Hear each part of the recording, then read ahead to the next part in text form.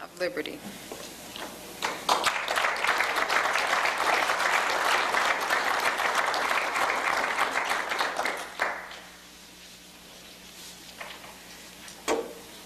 Well, first, I really want to thank you for last night. That was the very nicest public thing that has ever happened to me.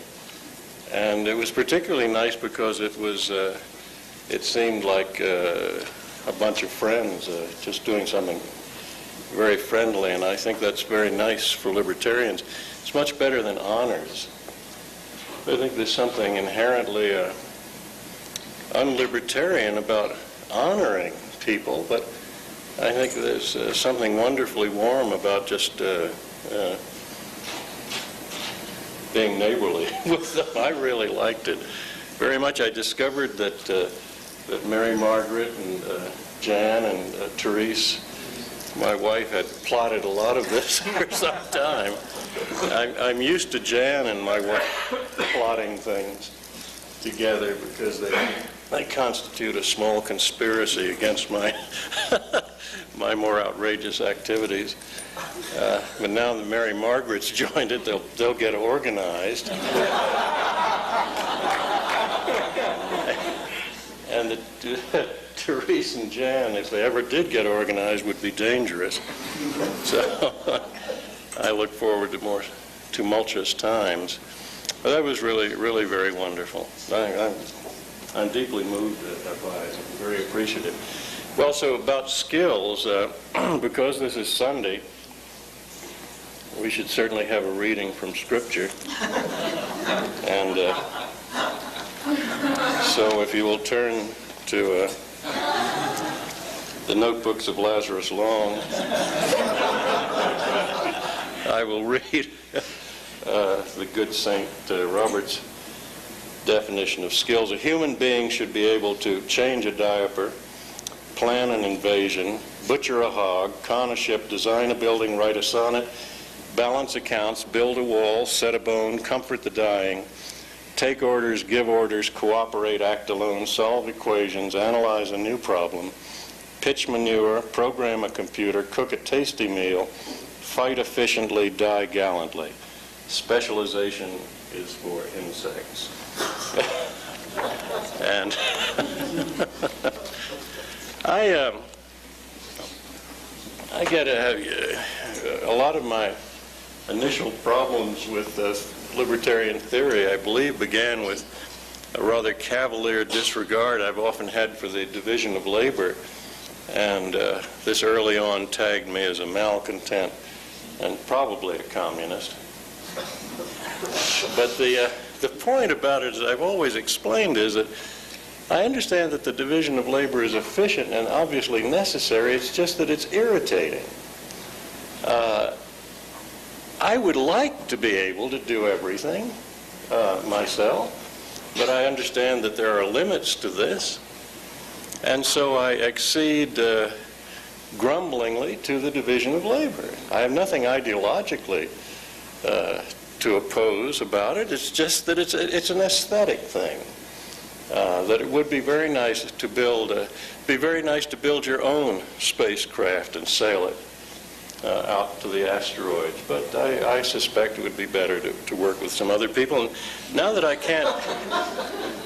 can't lift too many heavy things, because I'm now bionic, I have a wonderful little metallic aortic valve that is obviously better than the original equipment. I've discussed with various surgeons replacing other defective parts, but they don't think that this is tampering with nature, they say. And I'm a great advocate of tampering with nature, because nature being slow and stodgy, I can't quite keep up to the quick demands of the human physiology. But at any rate, since I can't lift too very much, I've understood that the division of labor is important. Fortunately, Therese, beside being the most intelligent human being I've ever met, is fairly strong. But it's, that's an odd thing. When you go places And she is observed toting a 50-pound sack of dog food or something, and I'm walking along with the package which has nothing but, say, Modesse in it. You have to overcome that initial feeling that everybody's will scorn you for it, but I'm over it now, and they're wonderful. When you can't lift very heavy things yourself, you begin to study levers more. And thus necessity makes tool users out of all of us, and you learn from every infirmity, I believe. And so I guess the greatest skill of all is simply to understand that you can learn anything and do anything. Now, Thoreau was brought up last night. And I've always been a Thoreauvian softy. I just think that he's altogether excellent, and recently I read an intellectual history of Thoreau, and I was bowled over to discover that one of Thoreau's great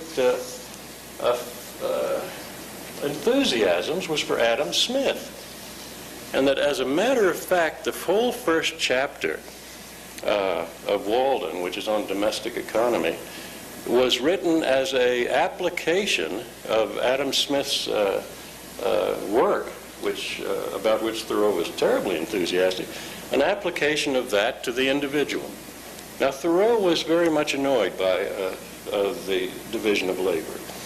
He said in one point that his concept of a perfect project was one of which he could be sole captain and perform by himself. In other words, he was the most raging capitalist individualist in that sense. He was a fairly careful scientist, although not credentialed in that at all. And for instance, it was so good that he waged a considerable intellectual battle with Louis Agassiz, who was a great and famous scientist. Agassiz took a view of sort of scientific creationism, and Thoreau defended, as a scientist, a more Darwinian approach to animal species. So he was a very serious person, and I think that's something that's to be borne in mind. I remember that during the late lamented 60s, that people were into things. And I remember a woman who lived in a house with us at one time who said that she was into photography and asked to borrow a camera, and her first question after borrowing it was, how do you load it? And so I concluded that being into something meant having an opinion about something, the opinion being that I like photography, but it didn't include the necessity to know anything. And this was the greatest blight, I feel, of the 60s, which was later to be remedied. I have a great fanciful picture of part of the 60s, which was dominated, as we all know, by the VW van, the great cultural artifact of the 60s. And I can recall very often situations that in which the van would not work, and my hippie friends would pile out of the commune, not very rapidly, but languidly, and they'd sort of ooze around the VW van and lament the fact that it wouldn't work. And of course, the first approach to this was to say mantras about it, Bremerhaven, Bremerhaven. And that didn't work often. Then somebody would suggest blowing some good grass up the exhaust. And that didn't work. And then a rich person in the group would drop some of Dr. Owsley's famous blue pills in the gas tank, and that wouldn't work. Nothing would seem to work. And then, rather like the great opening scene of 2001, which I think is probably the greatest movie scene ever filmed, you recall the incident where the ape, having created a tool, throws the tool, which becomes a spaceship. And something happened like that with the VW van, because out of the place eventually would come a hippie with a book, or more accurately, a manual. And the person would say, I don't know what these mystic runes are, but it says in the book that if you apply the sacred wrench to the vital bolts, and if you do adjust the holy carburetor, whose karma must be bad at the moment, that eventually things will work. And so the tools were applied to the van, and lo, it did ride upon the street. And from that point on, everybody I know became very, very tool-centered, and so they stopped talking to their peonies and began reading popular science. And it really got to be a terrible thing, actually, because I was overstocked with political science books at that time, having just moved from having not worked for 40 years into this creative unemployment. And I had all these political science books which I wanted to trade very badly for a set of good socket wrenches. And nobody would buy that. And I kept on trying to trade them for something useful. And finally, when nobody would buy them, we just gave them away. And I just hoped that liberals would pick them up, which would further detach the liberals from tools, which would mean they would never get anything done, and the world would benefit from that. But my point is that the use of tools is really critical. For the person with the airiest and highest social and political theories, it's good to be rooted every now and then into the realization that all the theories, sooner or later, if they're interesting at all, will be applied in a material universe, not a universe that is simply a concept in someone's mind. There will be a tapping of the pipes, and things will happen at that level. And it's good to be rooted. Thoreau, as you know, was rooted in that sense because he was a pencil maker. That was his family's trade. And he wasn't a hippie pencil maker. I mean, you see, this is the idea that you can look like a hippie, live like a hippie, and act like a high-energy physicist. In fact, that's probably the best way to do it. So Thoreau made pencils for a living, but he took it very seriously. He studied it.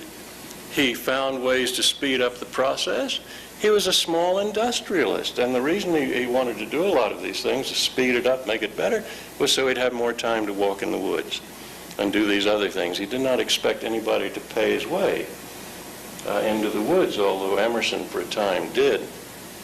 But Thoreau was not detached only from the state. I mean, he wasn't just angry about that. He was detached from really all collectivist activities that would impinge on his individuality.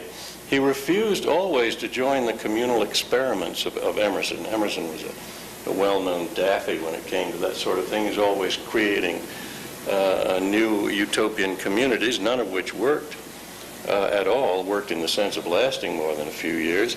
And Thoreau never was part of that. He just, his idea of living in the woods was because he didn't want anybody telling him what to do. He was also, as I pointed out in a recent review of some of the stuff, he was also terrible in the woods. I mean, he was just absolutely, you wouldn't want him around on a camping trip. He was great with animals and plants, but he wasn't very careful about fire, for instance. He built a fire one time near Walden in the stump of an old and dry log, and left it to go observe nature for a time, and was aghast when he discovered he'd burned up about 40 acres. This thing. So, and this is very nice because you could turn Thoreau into sort of an icon of some sort if you didn't remember that he was a klutz also. And so I have never any trouble remembering that, because there's always Therese or Jan or Mary Margaret now to remind me of this. Therese has one great technique which I must mention. You may find it useful. She had thought for a time that when I got carried away speaking to people that she could make some sort of a sign that would dampen my ardor. And for a time she thought of waving a little yellow flag. And that didn't seem to do any good. But so then she discovered that if she sat in the very first row and I started saying something foolish, she would just look at me and cross her eyes. And of course, this means that in the midst of some really profound but hyperbolic statement, you have to break out laughing. And it's worked quite well. So it's good to have these constant reminders. And you must be very wary of anyone who takes ungraciously the reminders that they, like Thoreau, are a klutz and something. Well, anyway, about skills of a practical nature, I think that although not mandatory, it really is very good for people to have portable manual skills, for instance, so that when you decide you can't stand something that you're doing, you can gracefully transit for a time to the most ordinary work. But you probably don't want to, if you're disposed like I am, you probably don't want that to be unskilled labor, because that's hard and very dull and very low paid. So some good portable skill, the ones that occur to me, welding of course is mine, but others that occur to me are pipe fitting, which is a little too complicated for most libertarians. I mean most people. But there are many other things. Now, house painting. This is an extraordinary low skill, a high demand item. The equipment is relatively cheap. You just have to be careful. In other words, the difference between a good house painter and a bad house painter is simply that the bad ones are sloppy. They're intellectually lazy. They just don't understand the most elementary principles involved. And they usually buy very cheap equipment. Now, a libertarian house painter will obviously be brilliant. I don't mean that facetiously at all. Everybody in this room must understand that they are among the most intelligent people on the face of the earth. It's sort of a terrible comment on the face of the earth.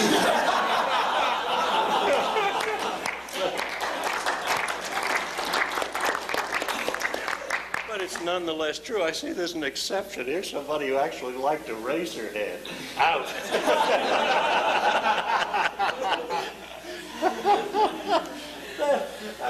There's several litmus tests.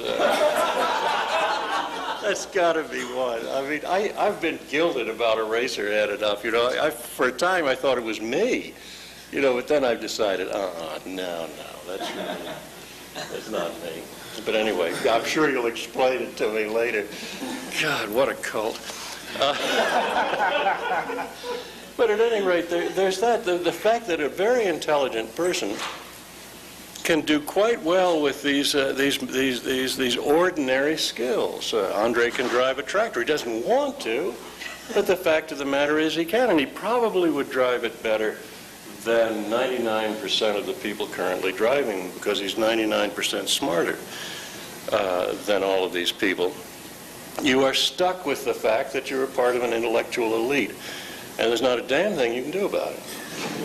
There's one thing you can do about it, though, and that is to not flaunt it excessively. Use it. Don't flaunt it. The fact is you're very intelligent, and so you should act intelligently to your own self-benefit.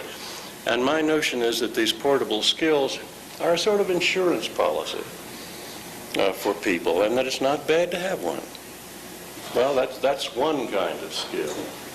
The skill that probably is most prevalent in this room is simply logic.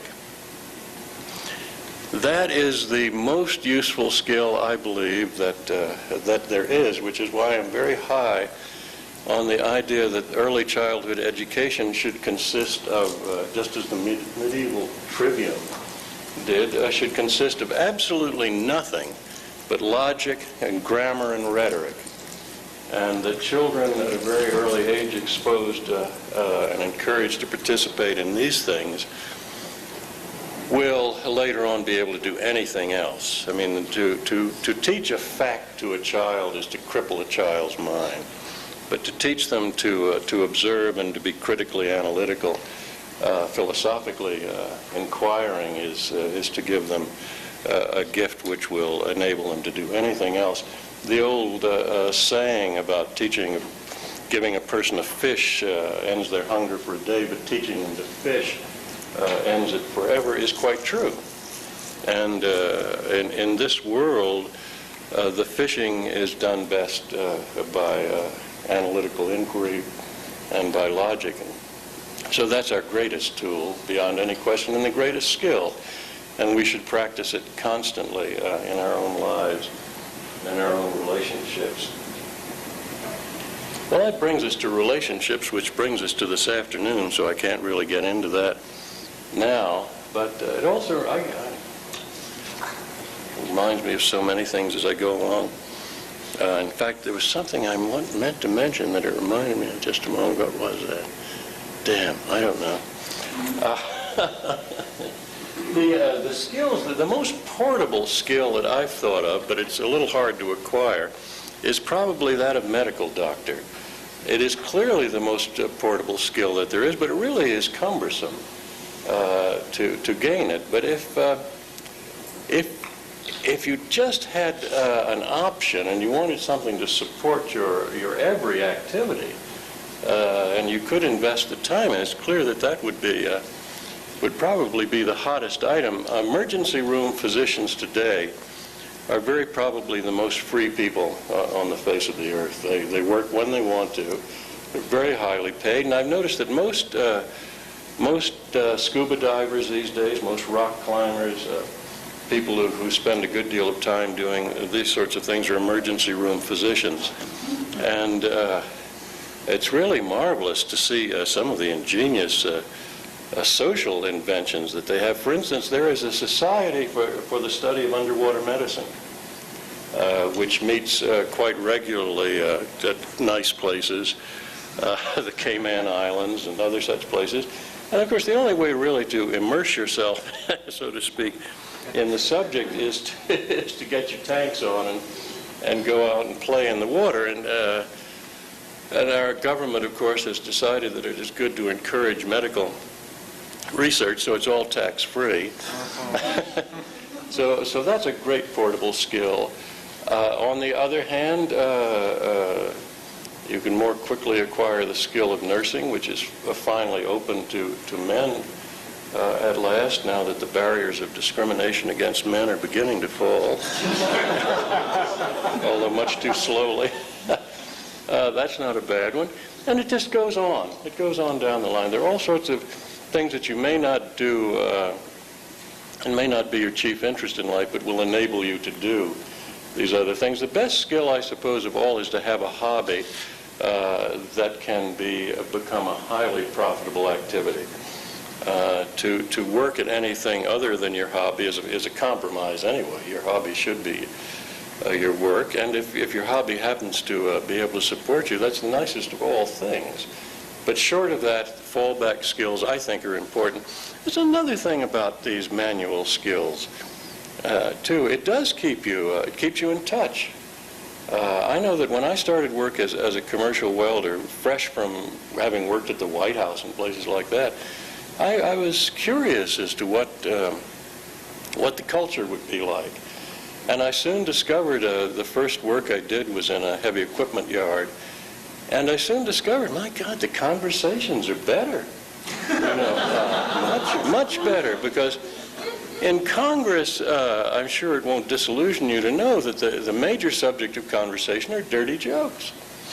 I mean, that's the major thing that congressmen do, is they tell each other dirty jokes.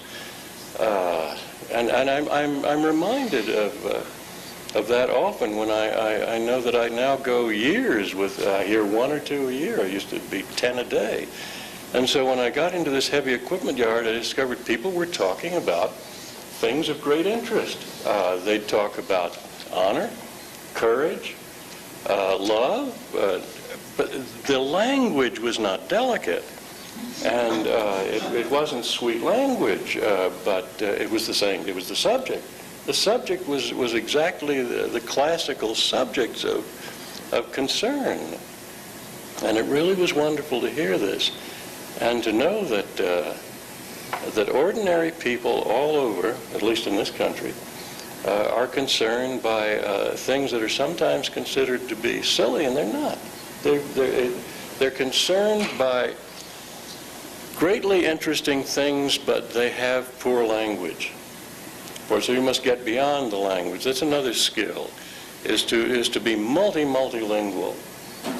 Not in the sense of Spanish and Italian so much as in the sense of what ordinary people mean when they say ordinary things. They may be talking about what you call epistemology. They may be talking about the same thing, but in some other way. And so I think that's a good skill to have. Good thing to remember, too, about people, because although I think it is quite clear that all of you, all of the people I've met in the Libertarian Party are extraordinarily intelligent, this doesn't necessarily mean that they're very sensible, or that they have the capacity of hearing what other people say. I mean, the higher you begin to assume as you either grow older or smarter that everybody knows what you know, and I've become really sharply aware of how false this is. Mention Pearl Harbor to a group of college undergraduates these days, and they're likely to wonder, is the surf particularly good there? They don't know what the hell you're talking about. Vietnam doesn't, it's sort of a vague memory. And Barry Goldwater is totally, you might as well be talking about Charlemagne or something. It's just gone. All of this is gone. And this is something I think we need to remember, that the world, like our skin, renews itself constantly, and it never comes back. You can pine for it, weep and wail, think everybody should. That's a great libertarian assumption. Everybody should do this and everybody should do that. They don't. They don't remember. They don't give a damn. It's gone. It's gone. I mean, this business about having to repeat history is not true. History's never really repeated. Some mistakes are repeated. It's all gone. It's all gone. And here we are brand new. And so to not listen, there's a notion, my God, why don't these kids listen to Bach? Well, they are listening to Bach. Only Bach is now somebody else playing some other music. Bach's gone. That's a memory now. You love it, I love it, but it's gone. You preserve it in museums and in memories now, but you have to listen to the modern versions of it. If Bach lived today, he'd have a synthesizer. He would be working on it. He would be composing for groups with crazy names and composing odd and peculiar music. So we need to attend to that, too. The skill, I suppose, there is simply the skill of tolerance and of understanding that no matter what era or bias we come out of, it is possible that for the rest of the world, for most of the world, that it's all gone.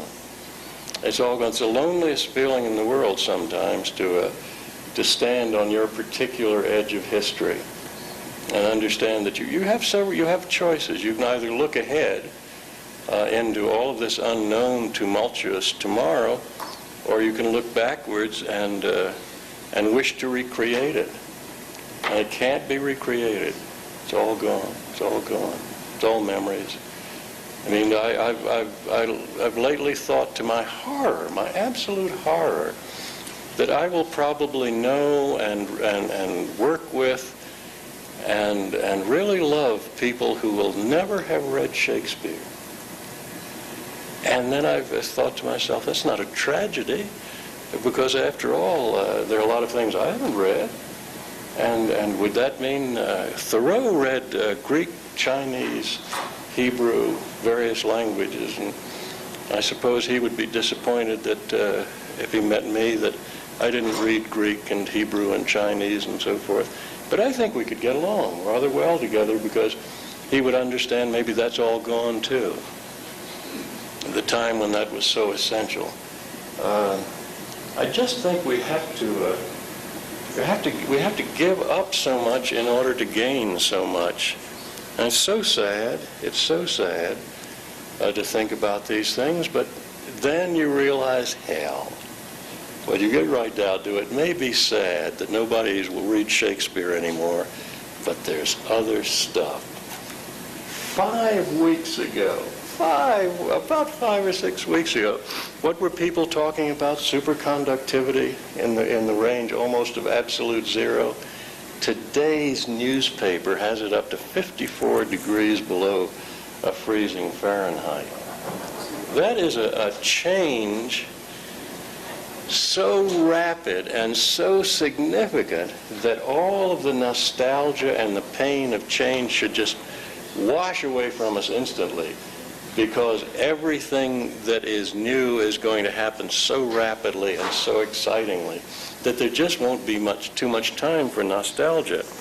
I think, although there will be societies devoted to it, like the Society for Creative Anachronism, there probably will be a society for creative mourning of the passing of a common culture and that sort of thing. But, you know, when you get right down to it, isn't the mourning of a common culture really an extension of a mourning for the public good? What is this common culture business? I mean, why do we have to have all of these odd things to bind us together? We've got this one thing that binds us together above everything else, and that's this incredible intellectual capacity that human beings have. That should be enough. That's our common culture is to not have common cultures, because each of us can create a culture. Each of us is the center and seed of a culture. And this could bind us together. It binds us together in a way because we understand that we're not bison and we're not chipmunks, my favorite alternative animal. That although we live with them and among them, we are different from them.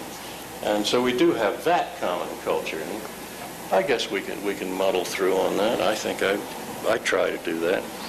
Well, now, what other skills? Hell, I don't know.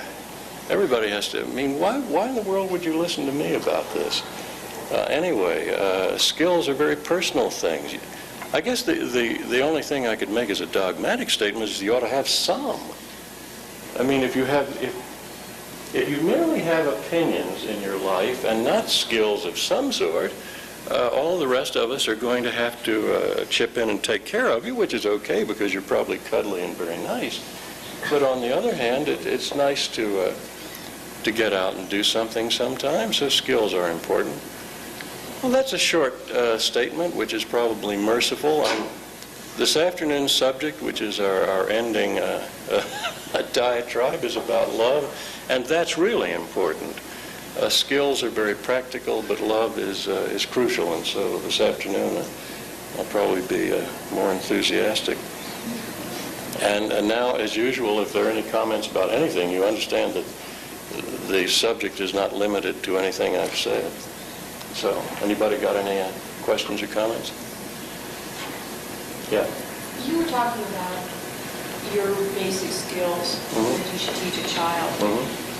What happens when you don't give it? Do you automatically assume that they're going to be able to apply their logic in any given situation? Because you have a lot of people who do have quote-unquote logic that they have learned, but they do not know how to apply it. How can that be? Well, my example would be many of these philosophers that you meet in universities. Well, she talks about if you have practiced logic or studied it, how is it automatic that you would know how to apply it? And she is mentioning philosophers who know it but don't apply it. That's a good example. I mean, God knows everybody there is that philosophy teacher who claimed to know logic. Well, I suppose they hadn't had any reason to. I mean, you've got to have some reason to, and these people would characteristically be sheltered in a tenured position. They have no problems to solve. And the only application or an application of logic that is absolutely normal and natural is to solve a problem. And they have none, except you.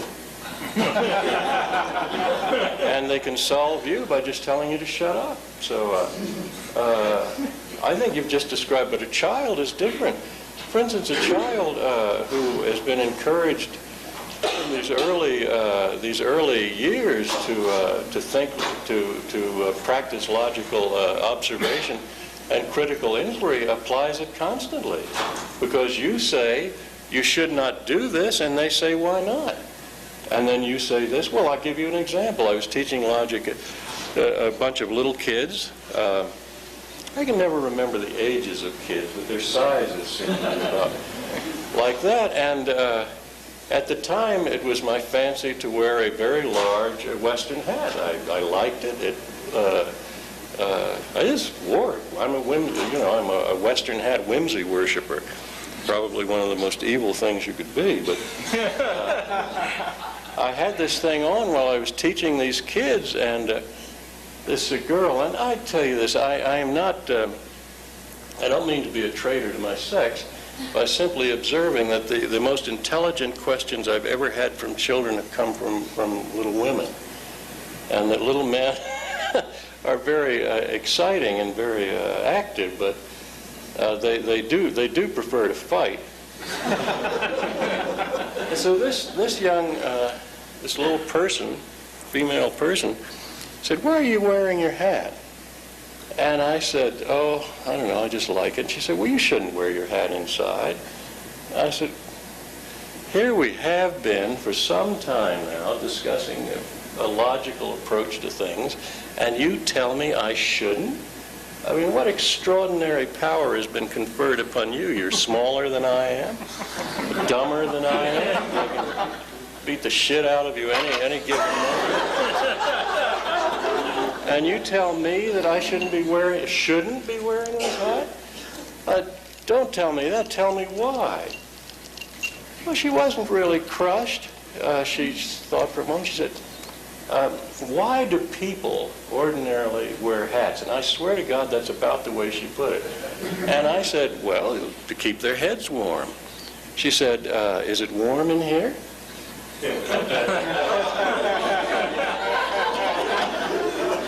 So I thought, God, the reason I wore the hat really was so I could take it off to her. And so my observation is that if people apply it when there's a call to. In another class of such kids, there was a little logic problem, probably one of Lewis Carroll's, which are some of the most delightful. And in order to solve it, little girl, again, oh God, got up and went to the blackboard and invented right in front of our eyes a sort of rudimentary form of algebra to solve it. And I thought, good God, I mean, here's this a rural West Virginia kid, and this is the summertime, and they're studying it. We didn't call it logic, just called it thinking. And here, all of this summer, they're going to be doing stuff like that, and in the winter or fall, they'll go back to a place where these kids will say things like, "Why?" And the teacher will say, "We're not to that yet." And all of that, and the execution of young minds will proceed day by day by day in these fact-filled authoritarian government schools. And I tell you, if there needs to be an underground railway in the entire universe, it's the one here, to get kids away from this and to encourage them to think, encourage them to be human beings, which they are clearly, even though they don't throw balls well at that age. They have other interesting human attributes, and they can use them. So I think I don't think anybody fails to apply it if they have a reason to. Philosophy professors simply don't have a reason to, because philosophy has become sequestered. People think of philosophy as a useless enterprise, when in fact I have thought about this often, that the only reason to go to a university would be to enroll in a philosophy class. What other thing is there that a university teaches that is of any interest or would give you any opportunities? I mean, engineering, hell, every university engineering department in the world is obsolete. I mean, the professors are working with yesterday's materials, not tomorrow's. And so there are so many things that the university can't do. The one thing they could do is let you sit in a class with somebody else and argue. And that, of course, philosophy has ceased to be that. So, yeah. You're talking about the skills of liberty, and I think it's clear that one of the skills for free people is self-reliance.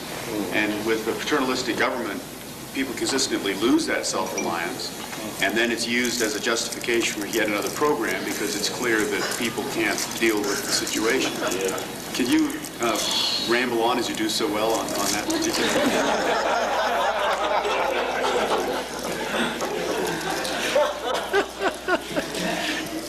You're correct. Well, now, wait a minute. Someday I'll have the nerve to actually say something smart-ass like that and follow through on it.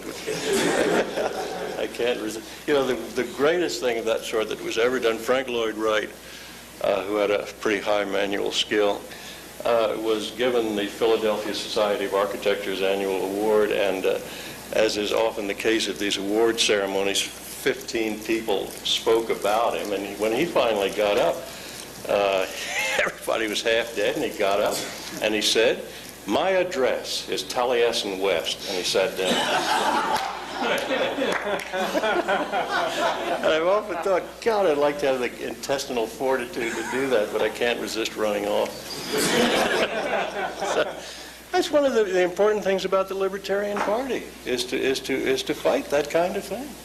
I mean, to simply to fight it on the basis of their stated principles, but understanding that if there is such a thing as a public good, part of the public good is in destroying the systematic erosion of the public's capacity to be or members of the public, capacity to be self-reliant. Of course, this is and it's so obvious in rural areas where you understand that there isn't much sense in having a neighbor who can't do anything. That the purpose in having neighbors, there may not be the purpose, but the joy in having neighbors is that everybody is self-reliant. You say, well, that means they don't need any help, eh? Not true at all. Occasionally there are events that overwhelm people, and so they do need help. But they can get help from people who know how to do it, through the practice of charity and the application of skills. Now, I don't suppose it would be a popular political platform to oppose welfare programs on the basis of the fact that they're bad for people, because the people who enjoy them are not going to believe it, and so on. So you have problems there. So most of politics involves, I think, the unfortunate necessity of making arguments on a lower level than you might like. And so you have to approach these things in some practical way, and involving budgets and that kind of thing. But I don't know what the alternative is to this, but you're absolutely correct. The erosion of self-reliance in this country is probably in large measure, an explanation of many of the grave economic problems that big politicians talk about. And yet, and they look out and they don't see people being made incompetent. And where are they being made incompetent? Mainly in government schools. I mean, this attitude that you mentioned is taught. It's not a natural thing. I don't think it doesn't spring to the untutored mind. You have to be taught that you're incompetent, incapable, that you can do nothing, but that something else, some institution which apparently is not staffed with human beings, can do it. So again, I just commend to your attention the first battle line being in the schools. Yeah.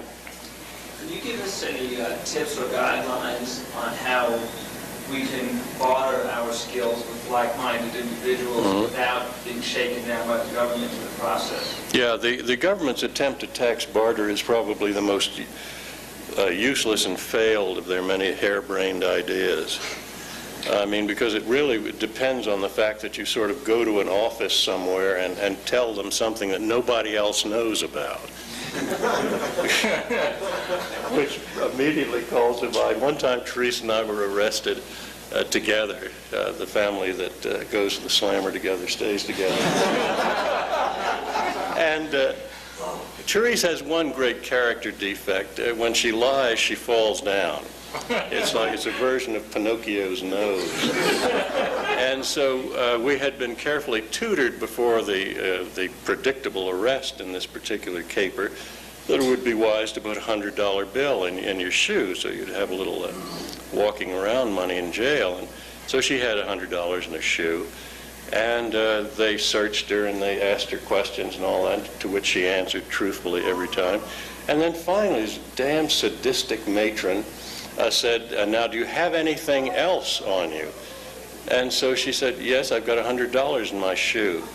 And all the other women who'd been arrested at the time booed and hissed and so forth. But that's this barter thing is like that. They expect everybody to be like Therese, and that's not true, because I tell you, I have very little hesitation about lying to government agents, or at least not telling them that.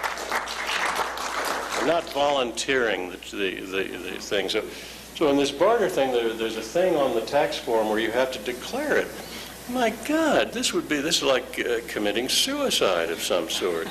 The fact of the matter is, if you do it, it's okay.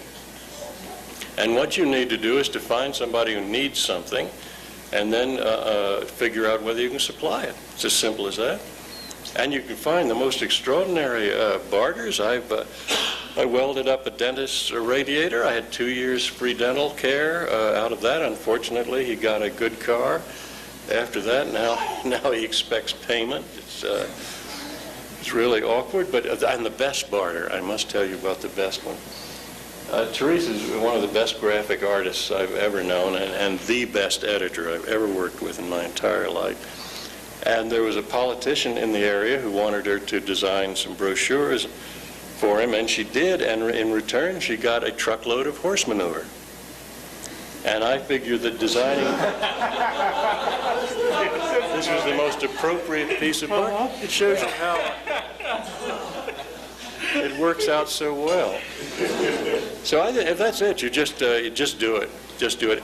And the chance of the state discovering what you're up to is just absolutely remote. And how do you have, I mean, there are economists in here. How do you figure out the value of a barter transaction? It's a zero transaction, I think. That is, say, you value your service at $100. The person values their load of horse manure at $100. You have $100 worth of income. They have $100 worth of income, but it costs each of you $100 to produce it. Your expenses are $100, so I presume that the deal is canceled out. Barter is the most wonderfully useful thing. And people who think that barter is confined to just a few turnips here and there are, of course, incorrect. There's tremendous industrial bartering that goes on in this country. Six big lathes for 110 smaller millers, and that kind of thing goes on constantly. And I think it's something that libertarians should, in their personal lives, see, this is the separation. All members of the Libertarian Party are also libertarians.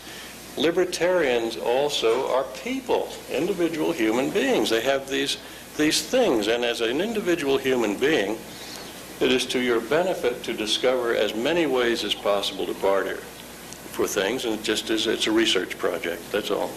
Yeah. Yeah. Sometimes time, not lack of skill, seems to be the problem. You Sure. achieve so much power so effectively. Can you tell us how you handle the problem of time and accuracy and lack of? Yeah, well, one way involves something that I mentioned the other day.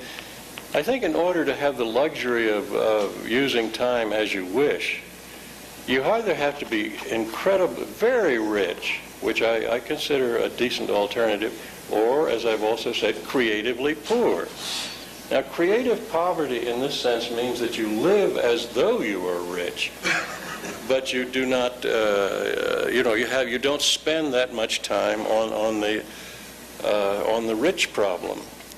This means that you probably, there's a whole bunch of psychological things that are involved here, and I understand that it is almost heretical to talk about matters psychological in a party so ruthlessly intellectual and logical as the Libertarian, but nonetheless there are such things that happen. And so you take a person whose personality is attached to the ownership of certain things is not likely to have much freedom of time or anything else, because they will have to spend so much of their time defending what they consider to be their personality, i.e. their Mercedes.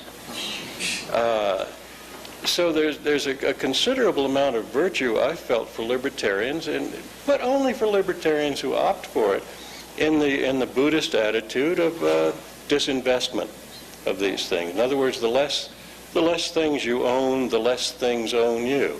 It's one approach. Exactly the same freedom, however, can be obtained by being rich enough to move easily. I would recommend to anybody, I mean, first of all, the concept of unencumbering yourself, the Thoreauvian method, is something to consider. The other is Doug Casey's book, The International Man, in which he opts for high wealth and high mobility. They're the same, roughly the same thing. I mean, Doug Casey is one of my closest friends in all this world. He is very rich, and really quite incredibly rich for such a young fellow. And I'm technically poor, very poor. I have no bank account or anything of that sort. We think exactly alike and we live exactly alike. Exactly. So I think it's really up to you that you manage to acquire time to the degree that you disencumber yourself from anything that will take up that time. I mean, you might even have the choice. Would it gain you more time to work 8 hours a day in a Safeway bagging groceries? You start it and you finish it, you've got enough to live on, and you go be a philosopher. Would those 8 hours be a better investment, or would you be better working, say, for IBM, where you aren't going to work 8 hours a day, you have to worry about the boss, you'll be ulcerous and so forth? Maybe the grocery store is a better investment to give you the time. You have to tailor these things exactly to your project in life, I think. Yeah. Yeah, I wonder if you'd address what I consider to be the number one problem that libertarians face. As you point out, we operate to a greater extent in the area of intellect and logic. Mm-hmm. However, we're involved in politics, and politics is persuading people to adopt your philosophy. And well, now, by and large, the most... Is that true? Well, that's how I see it. That we're appealing to people to adopt our ideas of how people ought to get along. Well, I can give you a simple interruption there. Okay. You won't get elected. Now, see, I think you need to examine this thing of what you're involved in. Now, if you're involved in this philosophical thing, that's one thing. But if you're involved in politics, I hate to remind you that you're involved in a very simple, dirty business, getting votes. Well, that's what I was getting to, is that we need to persuade people to at least agree with us to the point that they will vote for us. Now, the problem is that by far the majority of people don't respond to intellect and logic, they respond to emotion. Mm-hmm. It's self-interest. Right. And there's nothing ignoble about appealing to that. I think Andre mentioned that the other day when he said people vote from their belly. I mean, so if you're telling them that they should do it because it's moral, and somebody else is telling them they should do it because they will derive benefit from it, I don't suppose you have to take a Gallup poll to understand who's going to win the election. You know who's going to win the election.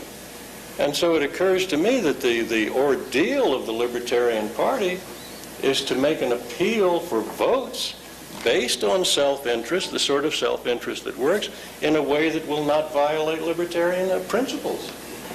But I don't believe it means that every single appeal for votes has to include appended to it every detail of the principles. See, so the Libertarian Party has simply got to face the fact that it's not the libertarian movement. What you're talking about is the libertarian movement, in which you all are involved also. In the libertarian movement, there is an emphasis on philosophy. It is an intellectual movement. There's no question about that. And it approaches these things. It writes those books. It makes those statements. The Libertarian Party, a tiny part of the libertarian movement, but I'm convinced an essential part, is involved in the day-by-day practical defense of individual freedom against legislators. This means that they must have countervailing positions. It means that somebody's got to get elected. and that every time you fail to elect someone, you fail in that mission. Doesn't mean that the philosophy fails. The Libertarian Party might never elect another human being. It may go out of existence. Doesn't mean that libertarianism will. And it would be terrible if the libertarian movement felt that the Libertarian Party was so bad that there were, as there are a few people in the libertarian movement who keep attacking the party. That's terrible. It would be just as terrible if people in the Libertarian Party attacked everybody outside of it for not being in it, and so forth and so on. I mean, the fact of the matter is, Russell Means is yesterday, I think, said the most prescient thing that I've heard so far here, that it is a whole. It is a whole. To take any part out of it is to destroy the wholeness. The party is this finger, and the philosophers are this finger, and the activists are this, and the inventors and the industrialists, and all of these people together form the libertarian movement, which itself is important and significant because it has all of these fingers in it. And you are involved in one of those things, and you should be involved in as many other things as you can. To be so single-minded that you think this is the only way to do it. Or as some of our comrades do, they think their particular project is the only way to liberty, and if people do not join them, they hate them. So they're wasting time, too. They're a single finger. And so that I think is when we're here, we're trying to get people elected. Hi-ho. Is that it?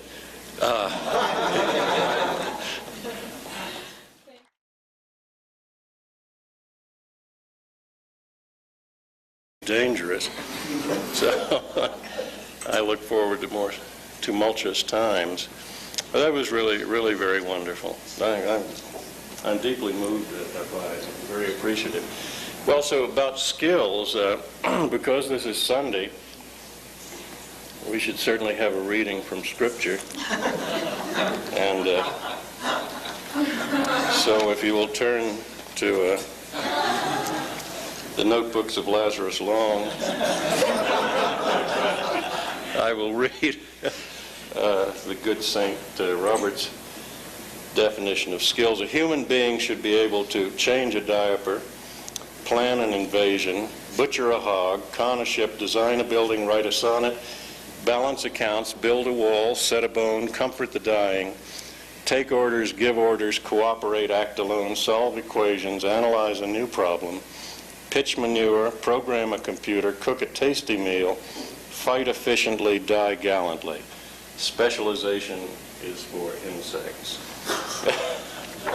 And I get a lot of my initial problems with libertarian theory, I believe, began with a rather cavalier disregard I've often had for the division of labor. And this early on tagged me as a malcontent and probably a communist, which Thoreau was terribly enthusiastic. An application of that to the individual. Now, Thoreau was very much annoyed by the division of labor. He said in one point that his concept of a perfect project was one of which he could be sole captain and perform by himself. In other words, he was the most raging capitalist individualist in that sense. He was a careful, fairly careful scientist, although not credentialed in that at all. And for instance, it was so good that he waged a considerable intellectual battle with Louis Agassiz, who was a great and famous scientist. Agassiz took a view of sort of scientific creationism, and Thoreau defended, as a scientist, a more Darwinian approach to animal species. So he was a very serious person, and I think that's something that's to be borne in mind. I remember that during the late lamented 60s, that people were into things. And I remember a woman who lived in a house with us at one time who said that she was into photography and asked to borrow a camera, and her first question after borrowing it was, how do you load it? And so I concluded that being into something meant having an opinion is fairly strong. But it's, you know, that's an odd thing. When you go places and she is observed toting a 50-pound sack of dog food or something, and I'm walking along with the package which has nothing but, say, Modesse in it. You have to overcome that initial feeling that everybody's will scorn you for it, but I'm over it now, and they're wonderful. When you can't lift very heavy things yourself, you begin to study levers more. And thus necessity makes tool users out of all of us, and you learn from every infirmity, I believe. And so I guess the greatest skill of all is simply to understand that you can learn anything and do anything. Now, Thoreau was brought up last night. And I've always been a Thoreauvian softy. I just think that he's altogether excellent. And recently I read an intellectual history of Thoreau. And I was bowled over to discover that one of Thoreau's great enthusiasms was for Adam Smith. And that, as a matter of fact, the whole first chapter of Walden, which is on domestic economy, was written as an application of Adam Smith's work, which but the point about it, as I've always explained, is that I understand that the division of labor is efficient and obviously necessary. It's just that it's irritating. I would like to be able to do everything myself, but I understand that there are limits to this. And so I accede grumblingly to the division of labor. I have nothing ideologically to oppose about it. It's just that it's an aesthetic thing. That it would be very nice to build your own spacecraft and sail it out to the asteroids. But I suspect it would be better to work with some other people. And now that I can't lift too many heavy things, because I'm now bionic, I have a wonderful little metallic aortic valve that is obviously better than the original equipment. I've discussed with various surgeons replacing other defective parts, but they don't think that this is tampering with nature, they say.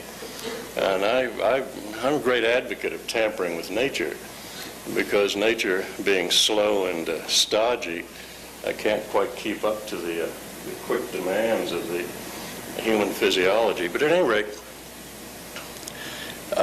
since I can't lift too very much, I've understood that the division of labor is important. Fortunately, Therese, beside being the most intelligent human being I've ever met,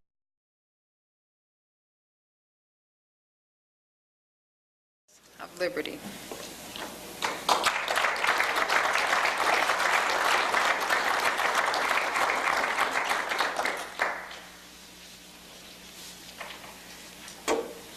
Well, first, I really want to thank you for last night. That was the very nicest public thing that has ever happened to me.